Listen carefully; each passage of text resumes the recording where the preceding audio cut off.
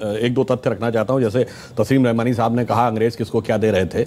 हमने बचपन में पढ़ा कि मोहम्मद अली जिन्ना बहुत बड़े वकील थे और उस जमाने में शायद उनकी आमदनी 4,000 रुपए पर डे से ज़्यादा थी, जो आज भी बहुत बड़ी चीज़ है।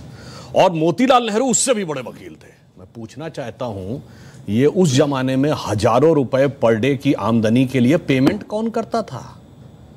किसी हिंदुस्तानी का मुकदमा लड़ रहे थे क्या? भारत तो बहुत गरीब था, हम तो अकाल और भूखमरी से झेल रहे थे। पेमेंट कौन कर रहा था? अंग्रेजों के मुकदमे लड़ रहे थे ना, इसीलिए तो।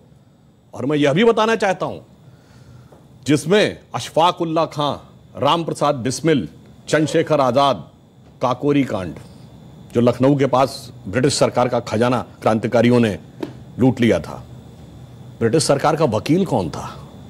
JN मुल्ला, जगत नारायण मुल्ला, कांग्रेस के नेता खड़े थे ब्रिटिश सरकार की तरफ से कि इनको फीस कौन दे रहा था? उनको सरकारी वकील थे ना, तो सरकार से ही तो फीस ले रहे होंगे। अब मैं एक दो फैक्चुअल बात कहता हूं, वो तो विषय अभी सावरकर जी का माहौरकर जी बताएंगे।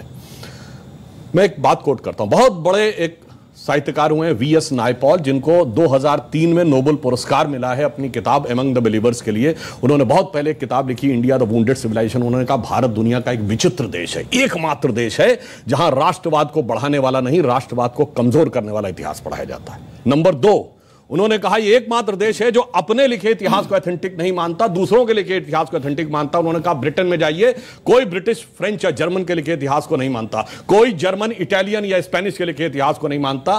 कहा उससे भी बड़ा आश्चर्य यह है कि ये विदेशियों के लिखे इतिहास को ही प्रामाणिक नहीं मानता है, जिन्होंने इस पे हुकूमत की, जो इसके दुश्मन थे, उन दुश्मनों के लिखे हुए इतिहास को प्रामाणिक मानता है। कहता इससे बड़ा दुर्भाग्य किसी देश का नहीं हो सकता। अब मैं बताता हूं उसमें हुआ क्या। एक और उदाहरण बता रहा हूं। सारे क्या एक सवाल ये है, क्या सिलेक्टिवली भारतीय हीरो को दबाया गया? हाँ, मैं उसके 2 उदाहरण फैक्ट बता रहा हूं। मैं दर्शकों से कह रहा हूं, जाइए चेक करिए। एक KGB के जासूस था जिसका नाम था यूरी बेजनेव, जो भारत में पत्रकार बनकर 70 के दशक में रहता था। उसके संस्मरण पढ़िए। उसने लिखा, हमें एजेंडा दिया गया था कि भारत की संस्कृति को कैसे तबाह करना है और उसके लिए हम क्या क्या कर रहे थे। जो बात इन्होंने कहा कि नूरुल हसन साहब बने तो उसके बाद क्या हुआ, वो छोड़िए। अब मैं एक उदाहरण बताता हूं। महमूद गजनी ने सोमनाथ का मंदिर तोड़ा।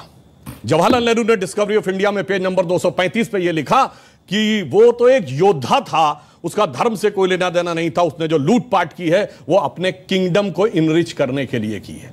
जबकि हकीकत यह है कि खुद महमूद गजनवी के साथ आए हुए उसके राइटर उतबी, उसने अपनी किताब तारिकुल यामनी में लिखा है कि जब उसने मंदिर पे कब्जा कर लिया और उसके पास राजा और पुजारी पहुंचे कि ये शिवलिंग मत तोड़िए, इसके लिए हम 1 करोड़ स्वर्ण मुद्राएं देने को तैयार हैं, और उसके सलाहकार गए तो जानते क्या जवाब दिया महमूद गजनी ने?